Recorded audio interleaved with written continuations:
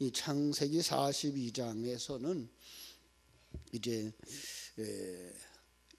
야곱의 그 아들들이 이 곡식을 구하러 애굽에 갔다가 이제 양식을 구하면서 그 요셉을 만났던 이야기로부터 시작되어져서 요셉에 의해서 시험당하는 모습을 보여주고 있습니다.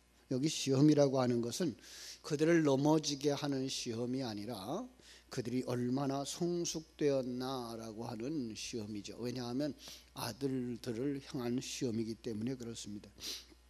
그 시험의 내용이 뭐입니까? 얼마나 성숙되었느냐. 다른 말로 말하면 주권을 내려놓았느냐.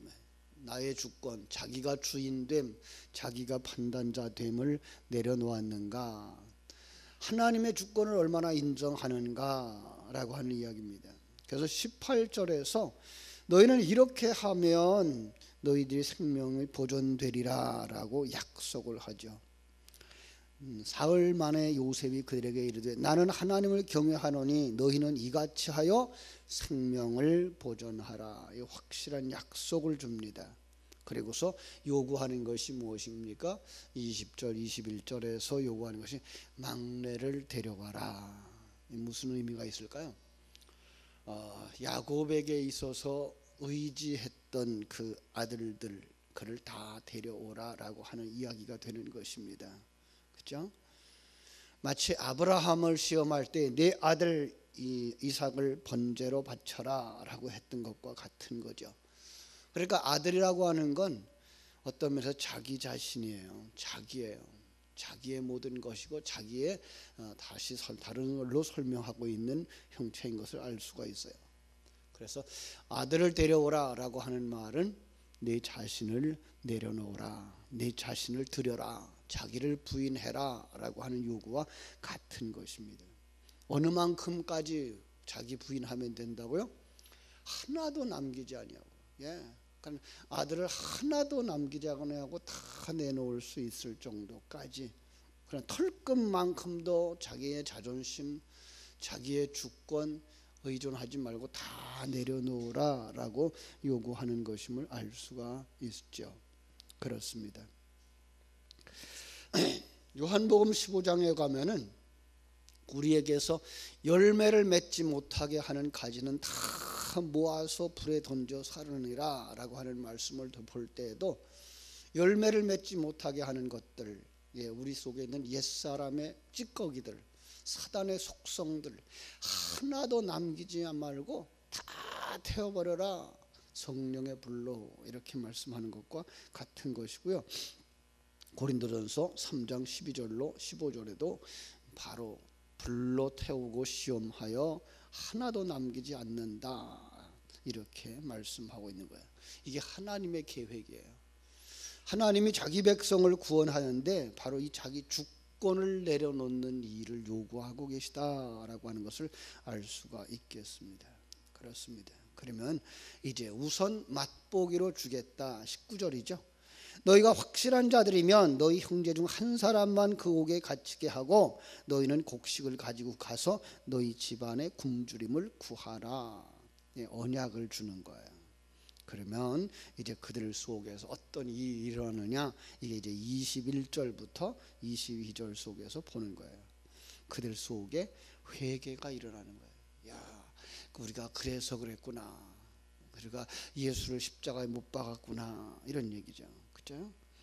그 아이의 핏값을 우리가 치르는구나, 자신들을 알게 되는 거예요.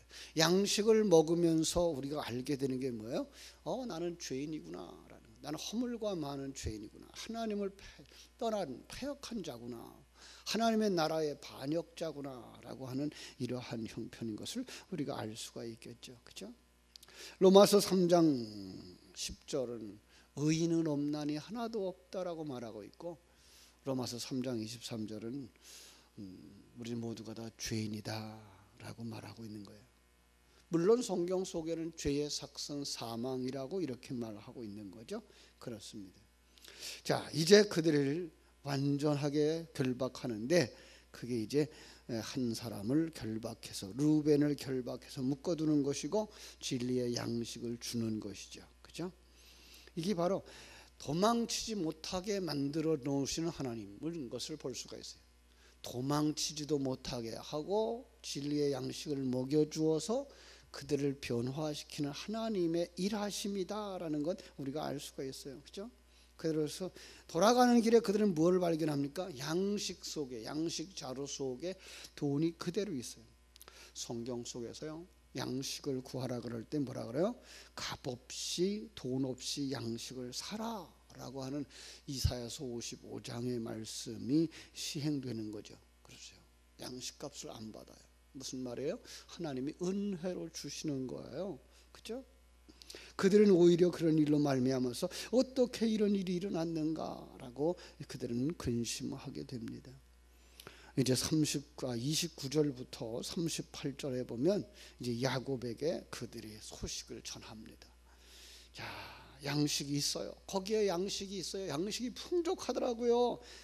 탕자가 생각하는 거죠. 아버지 집에 양식이 풍족한 품꾼이 많아요. 바로 똑같은 이야기죠.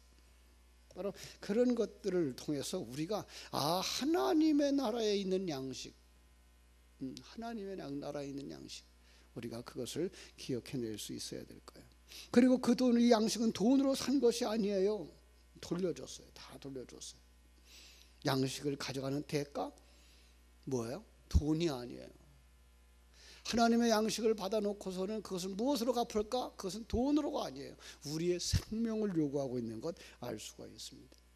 내 생명 내려놓는 거예요. 자기 부인하는 거죠.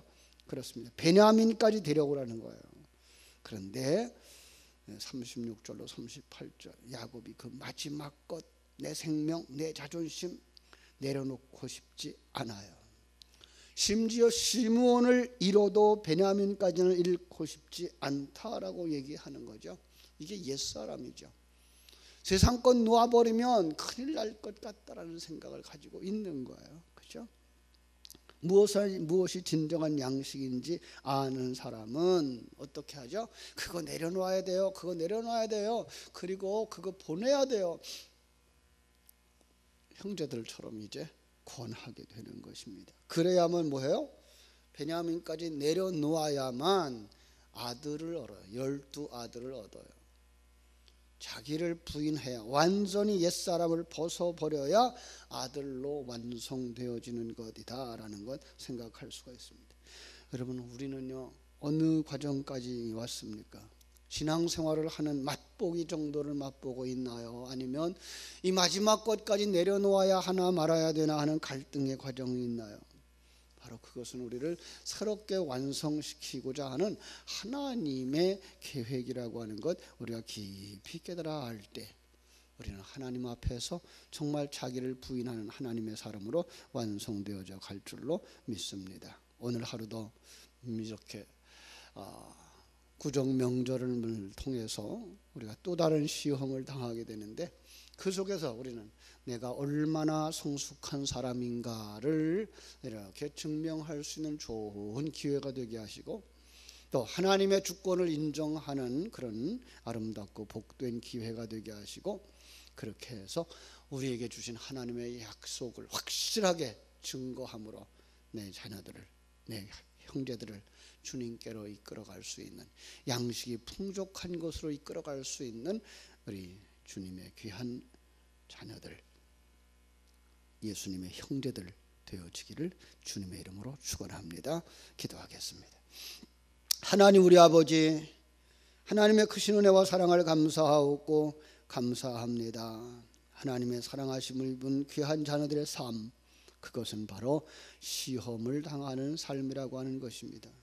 우리가 시험을 당할 때에 결코 아버지 하나님이여 시험에 넘어지는 자들이 아니라 그 시험 속에서 내가 얼마나 성숙되었는가가 증명되는 시험들이 되게 해주시고 또 하나님의 주권을 인정하는 시험이 되게 해주시고 그 속에서 하나님의 영광을 드러냄으로 말미암아 내가 하나님의 생명을 가진 자야 라고 증명할 수 있는 복된 기회가 되게 하여 주시옵소서.